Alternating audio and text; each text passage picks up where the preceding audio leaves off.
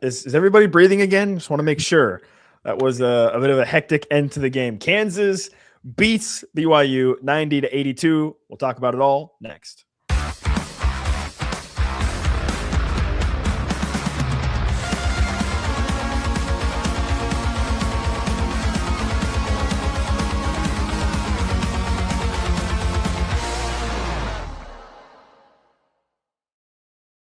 This is the Paid Podcast, a live edition of the show immediately following Kansas basketball's win over BYU 90-82 at Allen Fieldhouse. I'm Nick Springer here with Kevin Flaherty. We're brought to you by Emprise Bank, your partner in all things possible, member FDIC. Thanks so much for joining us. If you're new here, please subscribe to the YouTube channel. We go live after most KU basketball games.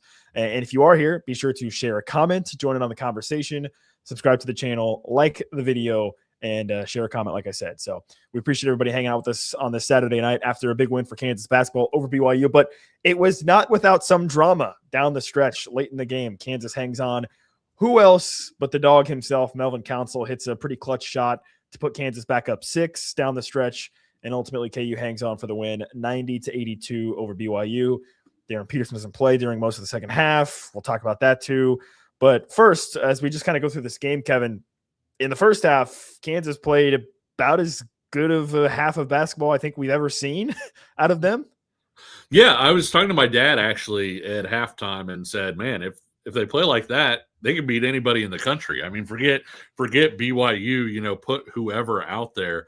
Kansas was making shots. They were attacking offensively. But defensively, you really saw the lock in it and the fact that they were well prepared, I thought, by the coaching staff. Because when BYU would run a certain action, they would be there as BYU was getting there. They were obviously really, really well prepared. Thought it was really interesting, the move to start Flaherty on AJ Dybansta defensively. They really frustrated AJ Dybansta early. He didn't get his first shot attempt until more than 9.5 minutes into the game. And you could just see things were turning for him a little bit. A lot of credit for Flaherty with what he was able to do defensively. Guys, I don't know how not to talk about this. There are guys who can block shots, and then there are guys who can switch on to players who are good with the ball in their hands. You don't usually have the same package in the same guy. And so for Flaherty to be able to do what he did, to be able to offer the rim protection that he has all year long, be one of the nation's best shot blockers, and yet still be able to sit there and take on a guy who's a top 2, top 3 pick in the upcoming NBA draft and stay with him off the dribble. This was really a terrific game for Flaherty defensively. And I think that when you look at what they did defensively as a team, it really set the stage for what they did in that first half, with you mentioning they played out of their minds. If they would have made free throws in the first half, they would have hung 60 on BYU in the first half.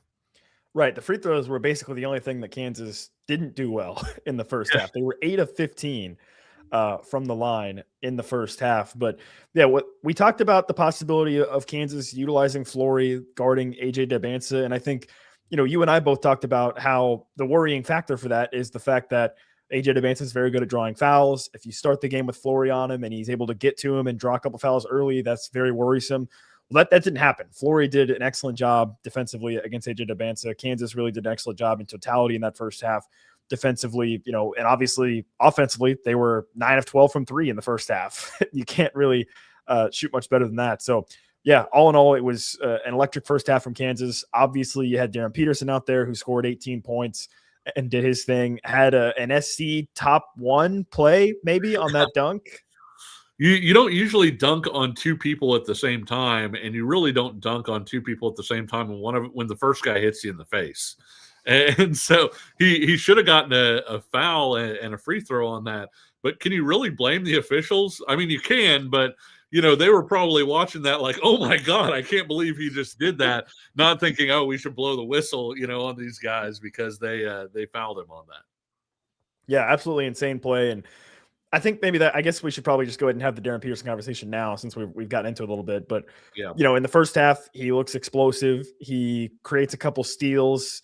is obviously lights out from beyond the arc, hits a couple huge threes, had the massive dunk that will probably be a SportsCenter top 3 play, I think, and was just playing absolutely phenomenal on both ends of the court, and was really, really dialed in, looked the most explosive we've seen him look. He had an incredible first step. He absolutely cooked AJ Dybansta, who was trying to guard him on several different occasions. There was one play where he basically said, hey, clear out, and then hit him with a little mid-range fadeaway jumper that was incredible. He blew by him for an easy layup at one point. I mean, he was doing it all, and he was displaying why he's probably going to be the number 1 overall pick come April or come whenever the NBA draft is later this summer, because he is such an incredible player and so dynamic.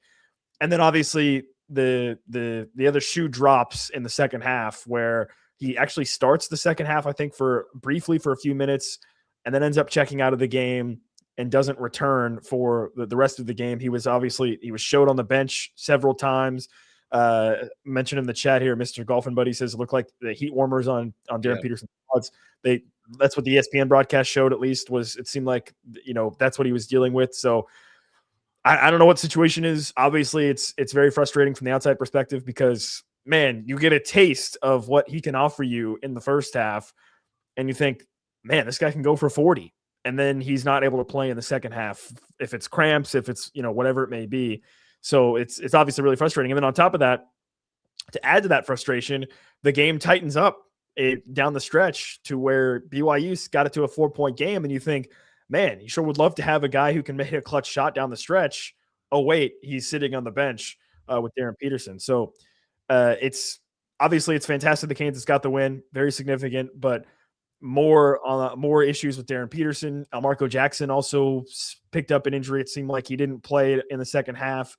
And if your rotation is going to be 7 guys and one of those guys can only basically play a half of a game at a time because of cramps, and now possibly we'll see what the issue is with Marco, that's rather alarming. And then, oh, by the way, you got this huge win tonight. You're going to be flying to Lubbock to play on Big Monday against Texas Tech.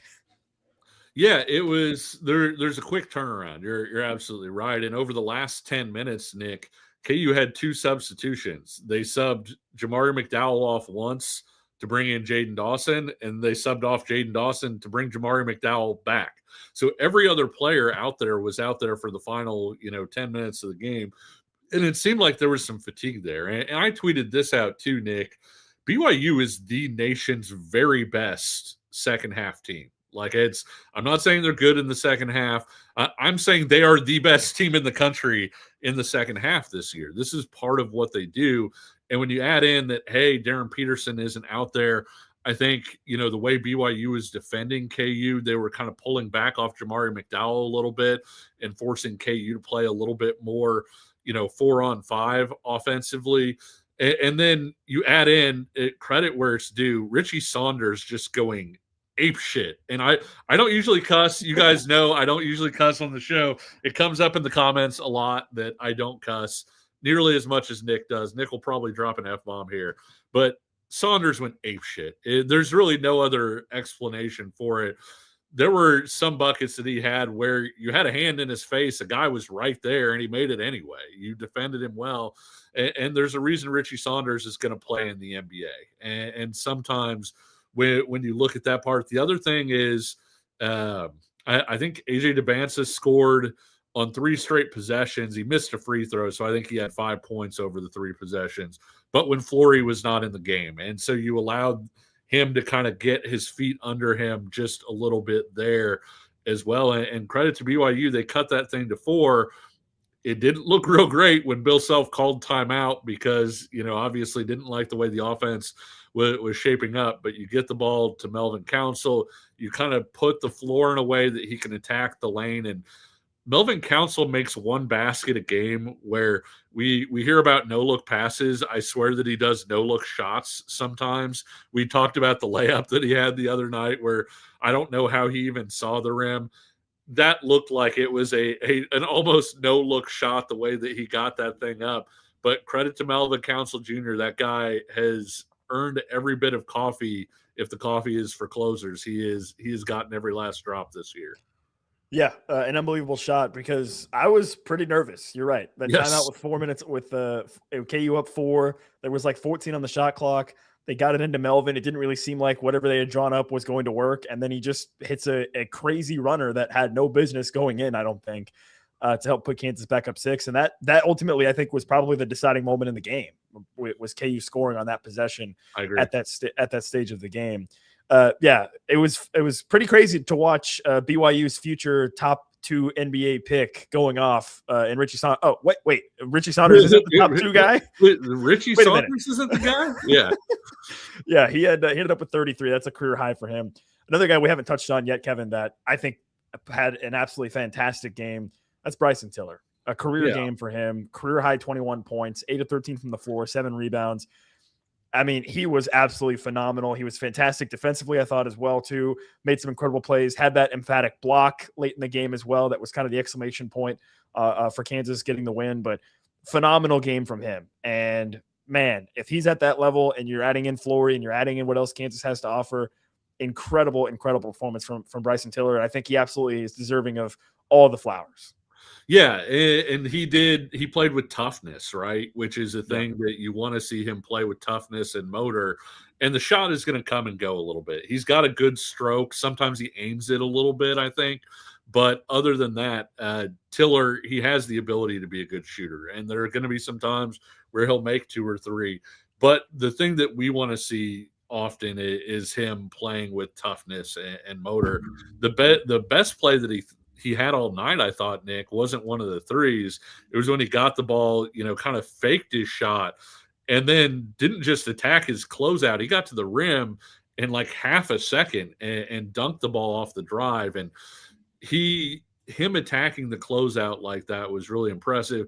The other thing, Flory had 4 assists tonight. And I thought Tiller did a really nice job when Flory got the ball in dangerous situations. And Nick, I know you tweeted about get the ball to Flory on different possessions. When Flory got the ball in tough situations, Tiller did a really nice job getting into what they call in the NBA the dunker spot, where he could present himself, and get sort of an easy look off of that. And so credit to Bryson Tiller for shooting well. Credit to him for playing hard. He grabbed some tough rebounds, did some good things defensively, and also attacking and moving off the ball as well.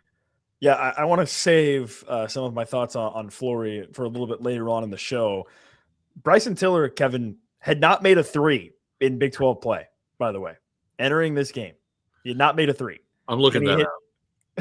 I'm serious. I'm serious. Listen, you can fact check me if you want. I'm telling you the truth. He had not made a 3 in Big 12 player prior to today. You better not be wrong on this, Nick. I'm not wrong. I swear to you, I'm not wrong. And what does he do? He hits basically 2 in a row from the corner in the first half. He ended up hitting 3 in the game, I think, in totality. Yeah, 3 for the game. You are right, by the way. So yeah, he was. I didn't second guess you at all. I knew you would have that. I think he was 0 of 6 from 3 in Big 12 play prior to tonight. Yeah, something like that. His last 3 came against Davidson, and there was like a gap, I think, between like the Davidson 3 and when he had made 3s earlier. So they tend to come in bunches for him. Yeah, and he had a fantastic game. He was KU's leading scorer, by the way. He hit one the game before Davidson. He hit a Towson one, then one against Davidson.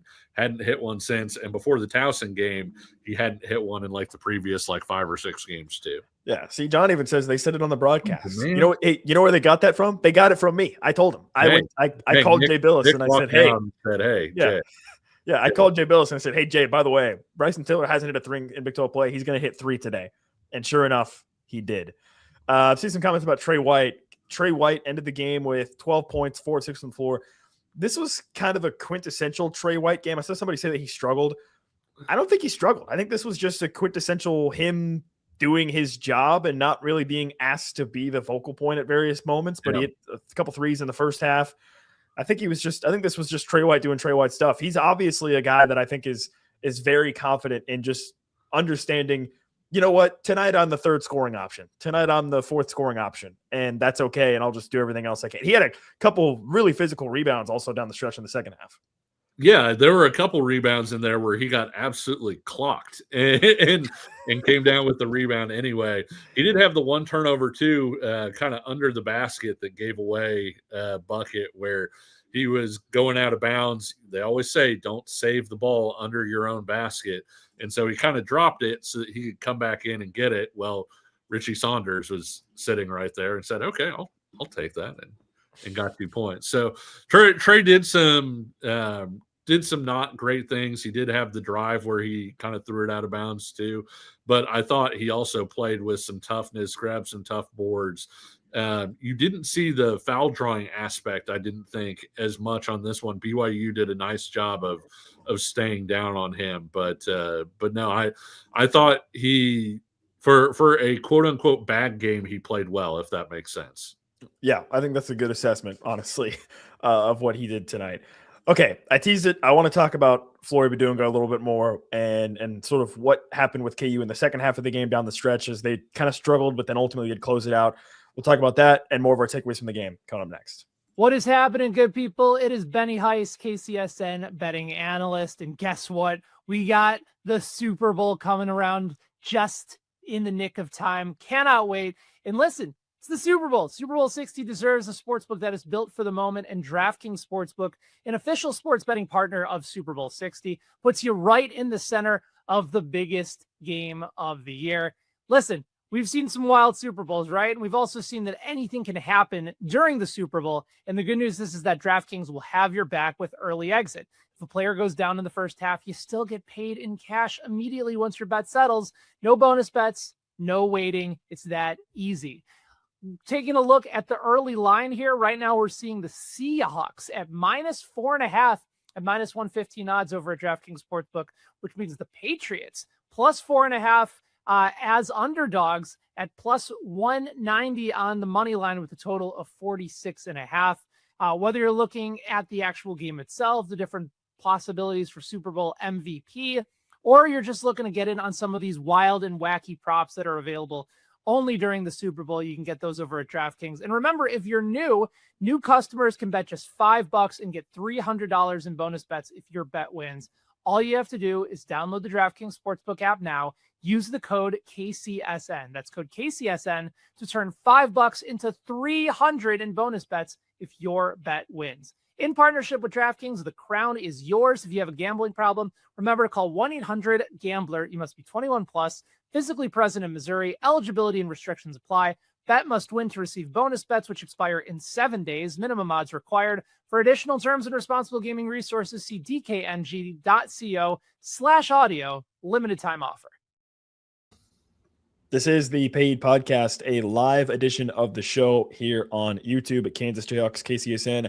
Don't forget, if you're joining us, to subscribe to the YouTube channel where we go live after most KU basketball games, and also like the video and share a comment if you're joining us live. We'll react to it, talk about it, ask a question if you have it, join in on the conversation with us and many other great KU fans. We appreciate everybody joining us. And if you're listening after the fact on audio, you can also subscribe there on Apple and Spotify, wherever you get your podcasts. Again, you'll want to join us potentially, though, on YouTube for more of our live shows. Although, Kevin, I forgot to ask you before we went live. Monday night, KU and Texas Tech, you have a conflict, right? So there won't be a live show on Monday night, right? Yeah, it's the wife's birthday. So I figured as much as we love our live shows and everything, I do value my life and being able to, have additional live shows in the future. So that's my bad, guys. But hey, Nick, you could go live if you wanted. You could maybe even have a guest or something.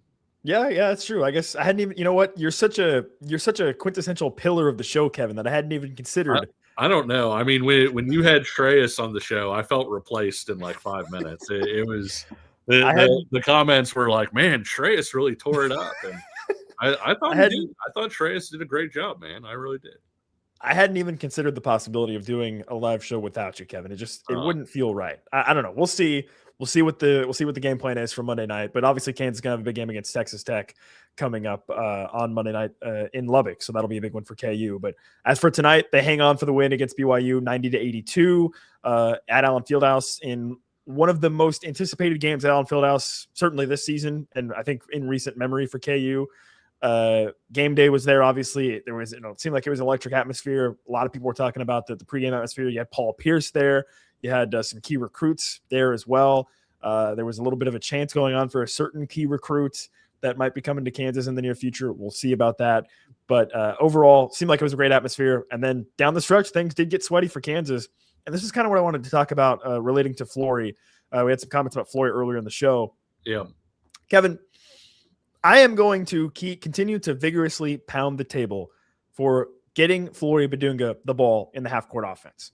I do not understand how it is possible that a Bill Self-coached basketball team has honestly not one, but two pretty competent post players with Flory Badunga and Bryson Tiller, and yet somehow down the stretch in this game, with less than 10 minutes of the second half, they are refusing to get it into the post to either one of those guys. And the few times that they did, good things were happening when those guys got the ball in the post, specifically Flory Badunga. I continue to be baffled that a Bill Self team does not want to go into the post as much as they do. And they should do it more. Flory Badunga, I've talked about it. This guy has proven not only does he have the ability to utilize post moves, I'm not saying that that's necessarily the strength of his game, but he's shown that he can do it. He also tonight had a couple nice passes. He had a really nice dish to Bryson Tiller. You highlighted he had 4 assists in the game. And just good things happen when you get it down low into the post. And I can't understand for the life of me. There were several possessions down the stretch. Where it felt like it was just Trey White to Melvin Counsell to Jamar McDowell around the perimeter, not even trying to look to post up, not even trying to look to the interior. And it was frustrating to me. And I can only imagine that Bill Self watching the tape must be equally frustrated because that's what he loves to do is get into the post. And you have a guy that you can get it to, and they just don't. It's head scratching because Flory Badunga had a fantastic game. He was excellent, especially on defense, like we talked about earlier against AJ Dybansta. But offensively, he had a couple dunks, couple lobs. He had a couple nice rolls. He had Darryn Peterson found him one time. Melvin Counsell lobbed it up to him at one point. But I just don't understand why down the stretch, especially if Darryn Peterson's not on the court. That's maybe what upsets me the most. When Darryn Peterson is not out there, Flory Badunga should, I think, become your primary guy to touch the ball, especially in the post. I don't understand. And I want to see Kansas do more of that because I think that was part of the reason why the offense got bogged down in the second half and part of the reason why BYU was able to come back. That, of course, in the fact that their number 2 overall pick, Richie Saunders, number 2 overall pick, Richie Saunders, scored 33. But yeah, I'm just watching this and it frustrates me to see that Flory Badunga is playing at such a high level, is playing at the level that he is. And it feels like far too many times offensively, there is not enough emphasis on getting him the ball in the half court. I want to see more of that. I'm going to continue to talk about it. I'm going to continue to rant about it. Get him the ball in the half court in the post. Good things will happen when you do so. This is your version of the Sandra Bullock, run the dang ball. Dude, yes, it should not be that hard. Yeah. I mean, here's the thing about playing offense. And I'm not saying offense isn't complicated. But for the most part, offense is about getting the ball in dangerous situations. And when you do that, you force the defense to react. And when they react, that's when you can get the ball into open shots. That's the way offense works. NBA, they call it gravity, right? When Shai Gilgeous-Alexander has the ball and he drives into the lane and the defense collapses, that's gravity pulling guys into him. He can kick the ball out to a teammate for an open look. If they don't collapse, he's going to score. And I think one of the ways that Kansas generates gravity, obviously Darryn Peterson generates, unbelievable gravity. But one of the ways that they can generate gravity when he's not there is getting the ball around the rim, right? Because that's like pulling the fire alarm in a school. That immediately makes the defense think, oh my gosh, something's going on. We need to collapse. And so if you can get the ball to Flory in dangerous situations, he can pass the ball either out to get open shots. If they don't help, he can score himself, as you mentioned, or you can find cutters and guys like Bryson Tiller. And so I do think that it's a way for them to generate more pressure offensively. And I do agree with you too, when KU goes through these stretches where the offense isn't operating at a high level and you're looking out there and you're like, man, it feels like 4 or 5 possessions where KU hasn't gotten a good look. Maybe you get a Bryson Tiller 12-footer rather than something around the basket. Okay, you get a Jamari McDowell semi-contested three. You get, Melvin Council like driving to the rim, but it's a tough shot. The way that Kansas can kind of overcome some of those stretches is I don't want to put a number on it, Nick, like, hey, every 3 possessions go to Flaherty. But I think that it's a way to avoid maybe some of those stretches. It's just by saying, hey, let's get the ball to a dangerous player in a dangerous area and see if we can make something happen. And I think generally speaking, positive things do happen when you get the ball around the rim in dangerous spots where the defense has to react. Yeah, I want to put a number on it, Kevin. Every possession. Every possession. That's the number that I want every time. And you talked about gravity. That's a great point because who has the number 1 gravity on this Kansas team? Darryn Peterson, obviously. Yes. Who's number 2? Flory Badunga. He's number 2. No questions asked. When he's in the post and you get him the ball, he's the guy that's going to impact defense flowing the most besides Darryn Peterson. Dogs ignore gravity, by the way. If you've ever seen a dog jump, like their gravity doesn't make sense at all. But the point being, if Darryn Peterson's not going to play for the entire second half, how is it possible that you were going literally minutes of the half on offense without Flory getting the ball in the post? I don't understand. It doesn't make any sense to me. He's your number 2 scoring option, I think, by far and away when he has the ball in the post. Melvin Council, and the flip side of that is you can even do it without saying, hey, Flory, right? Like if you get the ball around the basket with Bryson Tiller, you feel like, hey, Flory could be in the dunker spot then. Right. Tiller can pass the ball. Tiller can score. And so you still want to get the ball around those spots. But, yeah, there are definitely ways for Kansas to kind of clean that part up, right? Because I think that even when you look at this team without Darryn Peterson, they're pretty good. I think they've shown that. One area where they could get better is by not going through 5 minutes, 6 minutes, 8 minutes, where offense looks so incredibly hard for them. And one of the ways to make offense a little bit easier, Nick, get the ball around the basket and see what happens. And in this case, you can get it to either Bryson Tiller, who had a terrific game once again, or you can get the ball to Flory, who didn't just score 16 but had 4 assists. That's a pretty good outcome, and he did that even without making his free throws for a little bit. Quackbait, I think, Corkbait in the chat says, not sure if this was touched on, but that first half was eventually probably the best half in a very long time for a KU team. Yeah, 100% agree that the first half was incredible. And I mentioned it at the end of the half. I'm not sure what was more impressive for KU in the first half, the offense or the defense. I mean, Dybansta was getting locked down. Saunders was not hitting shots. Rob Wright was creating a little bit here and there, and then obviously offensively, you hit 9 of 12 threes. It was definitely the most complete half of basketball I think we've seen from Kansas in a long time. And that obviously led them to the 20-point lead at the break. And then in the second half, no Darryn Peterson, things started to slow down for Kansas. But what we did see was, once again, this team faced a little bit of adversity. BYU cut it down to 4.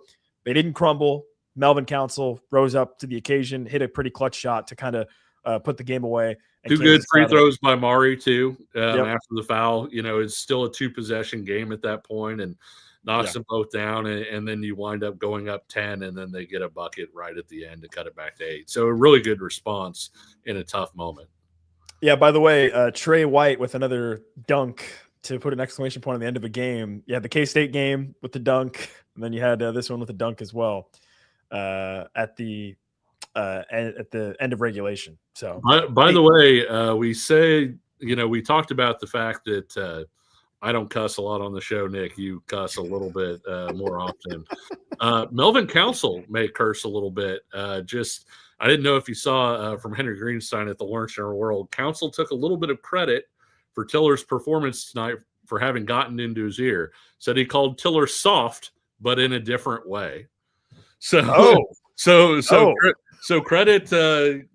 credit Melvin Council for apparently getting in Bryson Tiller's ear because Tiller was obviously outstanding today, and he was anything but soft today. Yeah, he was playing at another level, I think, in this game. Like I said, career high for him. Definitely his best career game. Somebody mentioned it in our comment section earlier. We kind of talked about the possibility of Bryson hitting that freshman wall. Well, if he has scaled that freshman wall and now he's going to be playing more to this level over down the stretch of the season, boy, this is a very dangerous Kansas team. I mean, I think the only thing, Kevin, that really still worries me about Kansas is obviously first and foremost the Darryn Peterson situation with what he's dealing with. They also had Marco get an injury. I don't know. We're doing this live, so I don't know if we have a chance to maybe hear Self give an update on that or anything. I've been looking for comments, and I haven't seen them just yet. We'll Okay. let you guys know if something does pop up where they talk about it. Self is actually at the podium right now, I think. Okay. Cool. By the way, Kevin Young did say that more fouls should have been called on KU defenders against AJ Dybansta. So add that one to the Allen Fieldhouse, wall of chalk where it's what's come in and say, dude, what's hilarious about that comment is I feel like BYU got a better whistle tonight than Kansas did. Like overall, I mean, I don't know, maybe not, but it certainly seemed that way to me watching. Yeah, he also said that the DP versus Dybansta debate will be a flavor type of thing, where if an NBA team prefers a certain type of flavor, they will go one way or the other, basically getting away from saying, hey, this guy is better than the other. Yeah, I mean, from what I saw in the first half, Darryn Peterson was cooking AJ Dybansta, and he looked like the better. Self did say that it was cramps again for Darryn Peterson. As for why Peterson had to leave the game so much earlier than he has recently, Self said, I don't know, and I'm not a doctor. Yeah, listen, this is the part of the broadcast where I must remind everybody that Kevin and I, we're not doctors either. We just play them on a podcast occasionally, okay? So let me just get that out of the way. We're not doctors. We just play them on TV sometimes. I was thinking about this, Kevin, and as it relates to cramps, if it's just because I'm starting to notice a pattern here. The pattern is he comes out and is warmed up, and in the first half, obviously does his thing. And then after the halftime break, it's when the cramps happen, right? Yeah. So what that tells me is the halftime is letting his muscles cool down or letting his cramps, he's not warmed up during halftime. So my suggestion is don't let him go back to the locker room at halftime. Just keep him on the court and make him just be like, here, just keep shooting warm-up jumpers or keep running the court. I don't know. Just do something. Don't let him go in the halftime locker room. Give him a halftime show, Nick. Put him on the big unicycle that Red Panda is on. Yeah, exactly. Do the thing where you toss the cups and stack them on your head. Yeah, do something. Because obviously, to me at least, again, not a doctor. Need to reiterate, not a doctor. To me, that seems like the problem. It's he goes into halftime and his muscles cool down and then he cramps up. So don't let him go into don't let him go in the locker room. Make him keep shooting jumpers or make him keep running up and down the court during halftime. Can I just say one of my favorite things about this? I don't get me wrong. I wish Darryn Peterson would be healthy throughout. All of us do. But has been the number of comments and mentions that I get from somebody who's like, well, I could solve Darryn Peterson's cramping problem.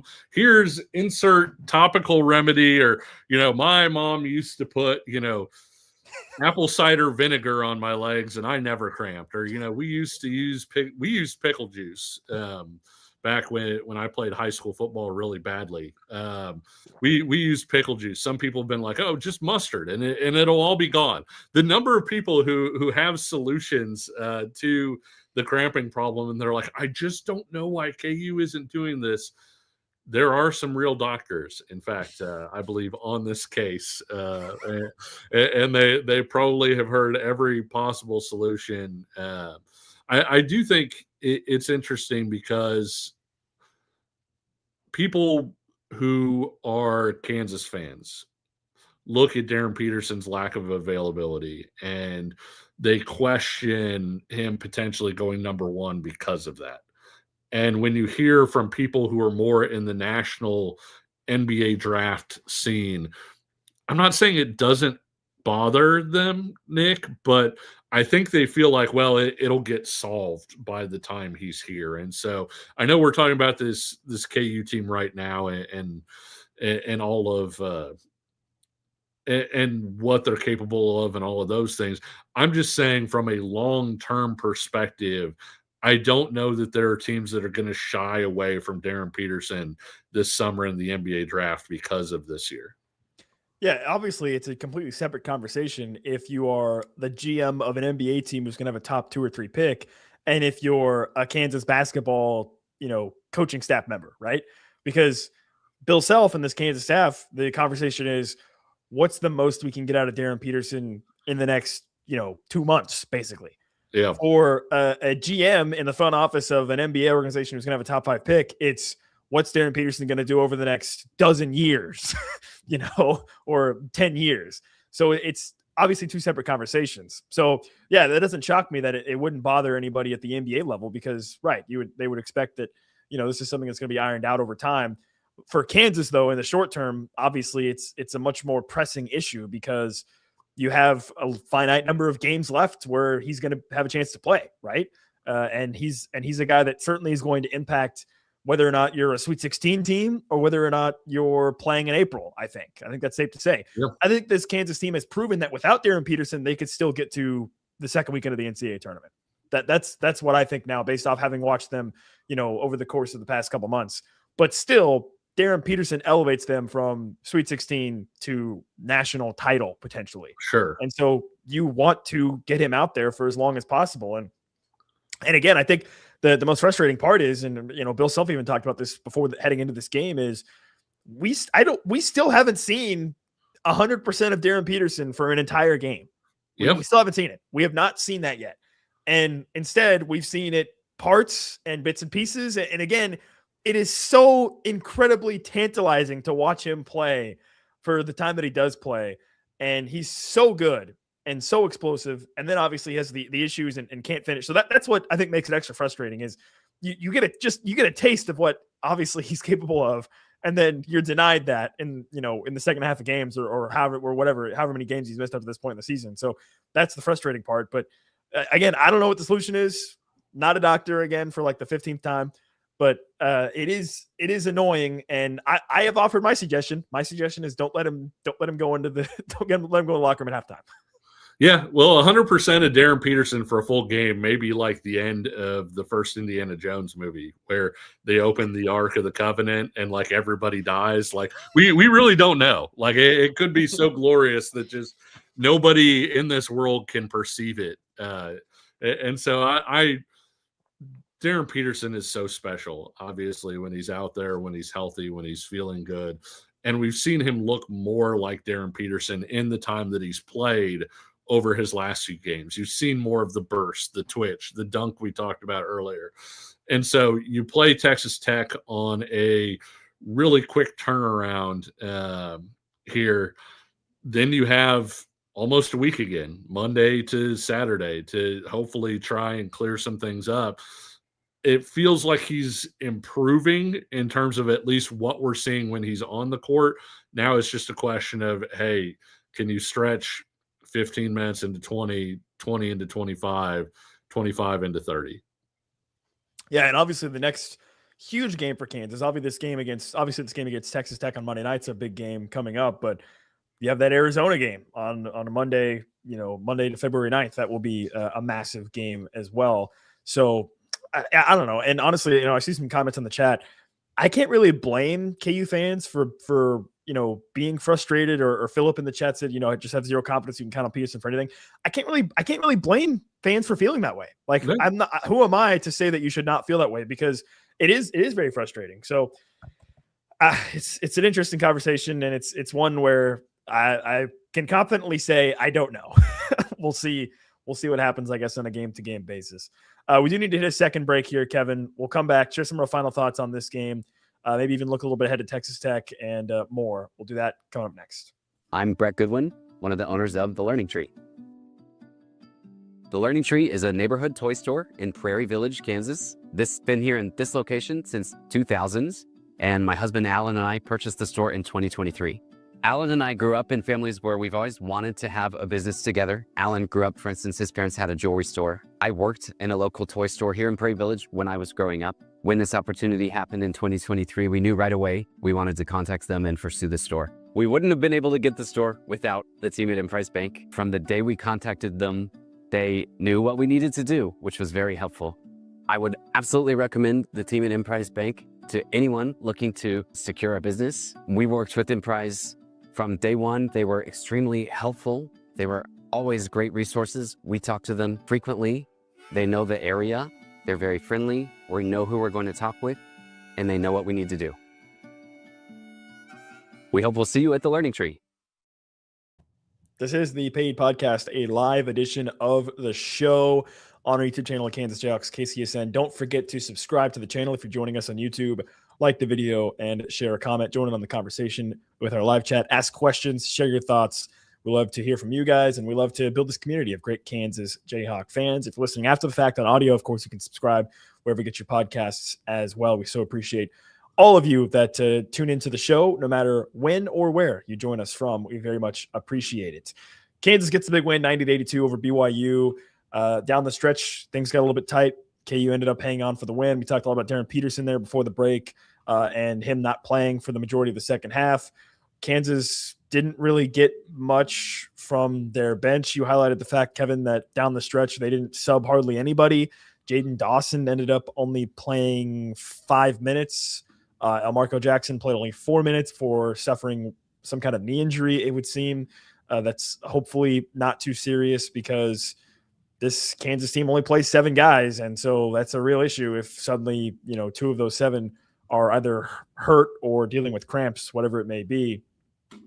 But either way, a huge win for Kansas. Now, I want to ask you this, Kevin. You start to look at the Big 12, and I have intentionally been not thinking about this or really even focusing on it at all because I didn't think it was really important to focus on it quite yet. But after today's win for Kansas against BYU, do you think this KU team, A, is now for sure a top 5 team in the Big 12, and B, could they maybe start to make a run at that Big 12 championship potentially? Yeah, the team that we saw in the first half can beat anybody in the Big 12. They can beat Arizona. They can beat Houston. They can beat anybody in the Big 12. It's just a question of, 1, consistency, and 2, as Self mentioned in the postgame press conference, health. By the way, Self is optimistic they will have Elmarco on Monday. Okay. According to Henry again at the Journal World, said basically, I'm disappointed for him, but his tests were better after the game than they were at halftime. So not a bad thing there. Yeah, I would assume you would have DP again on Monday. Just a question of how much you get him. We did have, though, Nick, a Rene Russo and Tin Cup reference in the comments. And can I just say, and I'm looking up the stairs to make sure my wife's not listening, I'm not sure that there has been a woman in the world as attractive in a single point in time as Rene Russo was in Tin Cup. And so that was a fantastic reference. I think it was it Seabiscuit maybe that made the Rene Russo reference. I believe she would make a fantastic sports psychologist for Darryn Peterson, and we should look into that. Well, there you go. Seabiscuit also does say in the chat, the next 2 weeks will define the season. For sure. Yeah, I think that's true, right? You got through this game against BYU, and this obviously, this stretch we've been sort of circling and highlighting, I think, for a while now. You got through this game against BYU. You're going to play Texas Tech on the road. Then you will have another Monday with Iowa State. No, it's not a Saturday, Monday. It's a Monday and then Iowa State the following Saturday in Ames. So if you can win one of these road games between Iowa State and Texas Tech and beat Arizona on your home floor, then all of a sudden I think that becomes a much more real conversation. Dave in the chat points out that, can't catch Zona. They won't lose enough. That may be true, quite frankly, right? That might be true that you're not going to be able to catch them. You do play Arizona twice, though. So if it comes down to it and you can beat them twice, that would obviously be, a little feather in your cap as well when you play them on the road. So worth noting too, Arizona has their own brutal stretch coming up. Yeah. In terms of they play at KU, they do host Texas Tech, but then BYU, then Houston, all 4 of those in a row.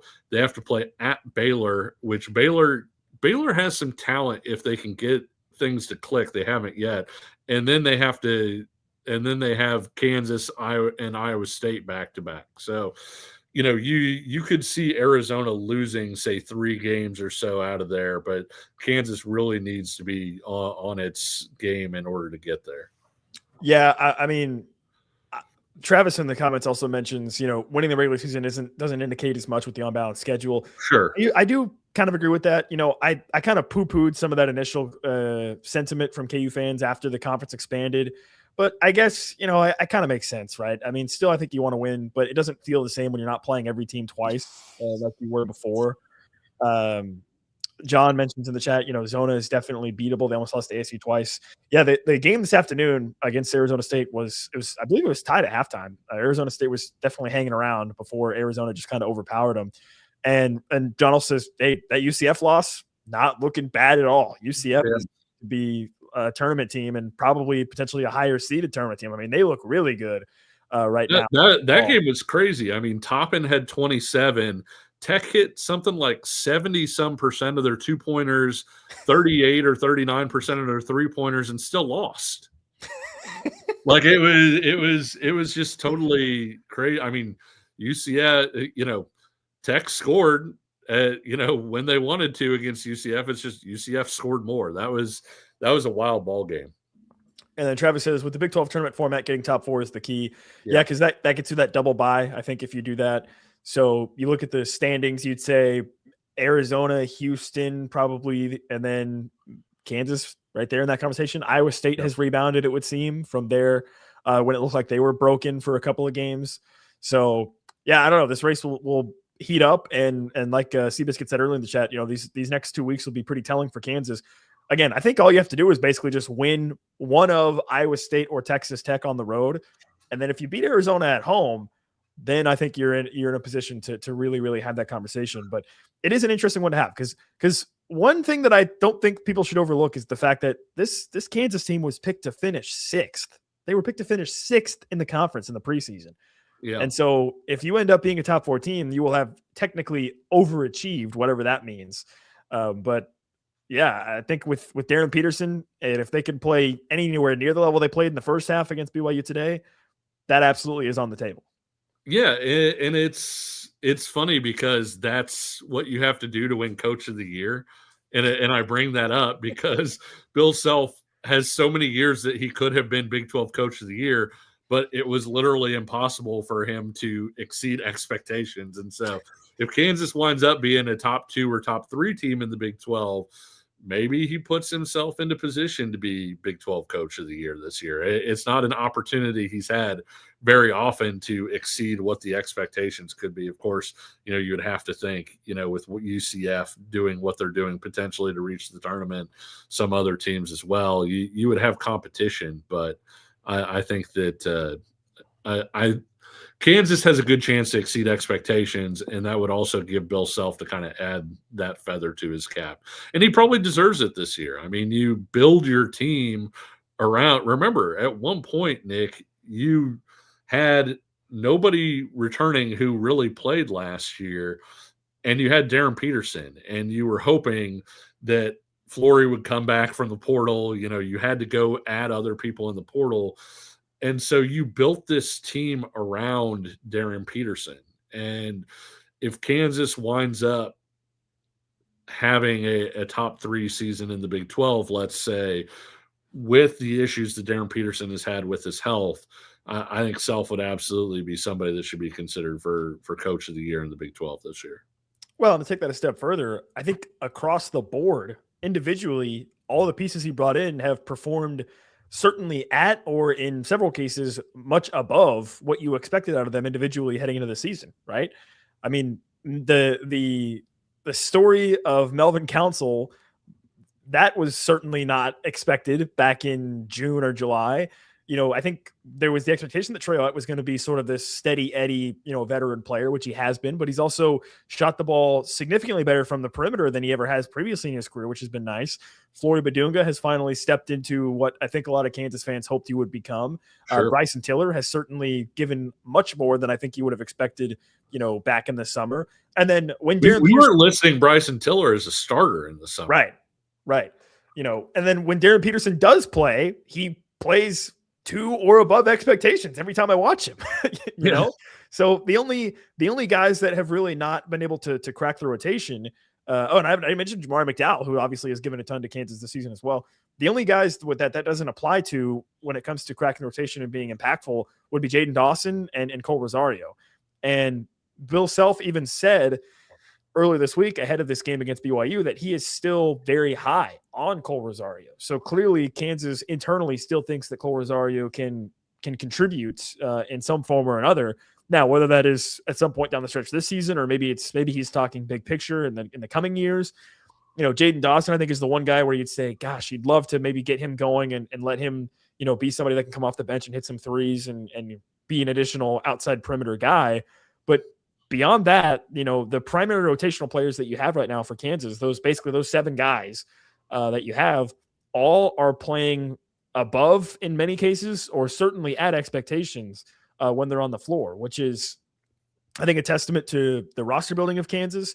And as you mentioned, a testament also to this coaching staff with Bill Self putting them together and getting the pieces to fit into what they want to do. Because obviously, this team is not as talented, I don't think, as even the teams of the past couple seasons. And yet they are significantly better. And I think fans are certainly feel a much more stronger attachment to them as well.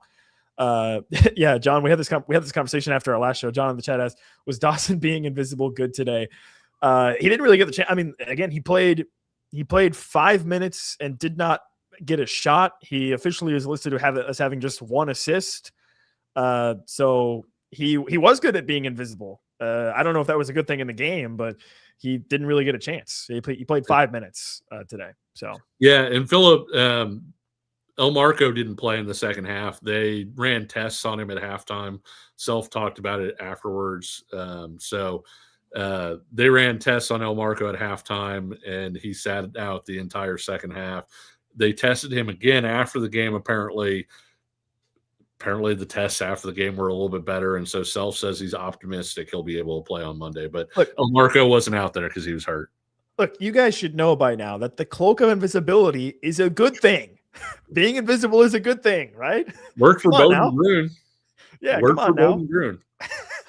Yeah, but the El Marco injury definitely is concerning, and it's positive to hear that Self seemingly was feeling a little bit better about it in postgame when he spoke. So, Kevin, any other final takeaways from today's game before we start to wrap this show up?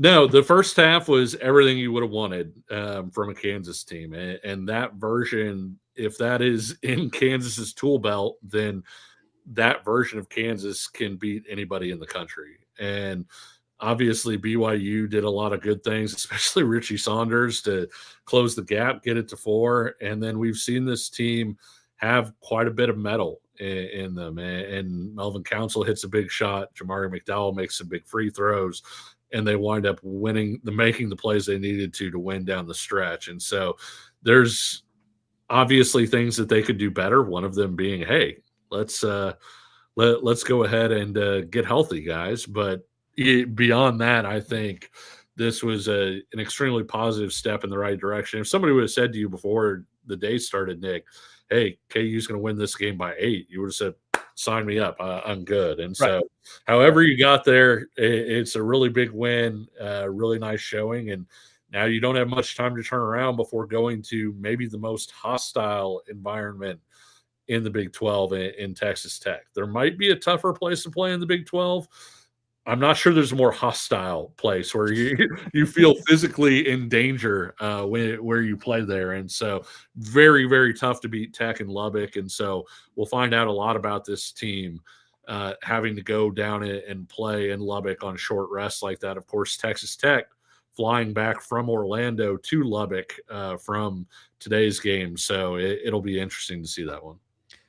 Yeah, Dave, Marco seemingly had an injury to his left knee. I think he had a brace on it during the game. Yeah. But Bill Self post-game didn't sound as concerned about it, which was a positive sign. So all in all, as Dave said, great win. Great win for Kansas. Defended home court, as always. John says, hey, that the Tech game will be a good indicator for where we're at.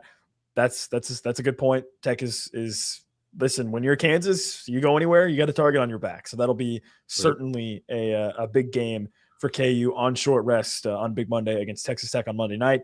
Kevin's going to be out of commission on Monday night for a postgame show. We'll see if we're gonna go live or not for post game. I may just wait until Tuesday to get Kevin's take on it. We'll find out. We'll see. We'll play it by ear a little bit.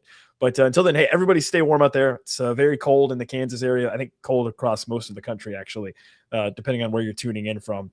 But that's going to do it for this edition of the show. Really appreciate everybody joining us live. Once again, if you haven't already, please go ahead and subscribe to our YouTube channel at Kansas Jayhawks KCSN so you can just know when we are notified that we go live for our post-game shows. I think you'll certainly want to be joining us for our post-game shows as Kansas continues to go through the rest of this season and hopefully deep into the postseason as well. Like the video, share a comment, join on the conversation, subscribe also on audio platforms if you're an audio listener, and you can leave us a 5-star rating and review. That's going to do it for this edition of the show. For Kevin Flaherty, I'm Nick Springer. We'll talk to you again very soon. See ya.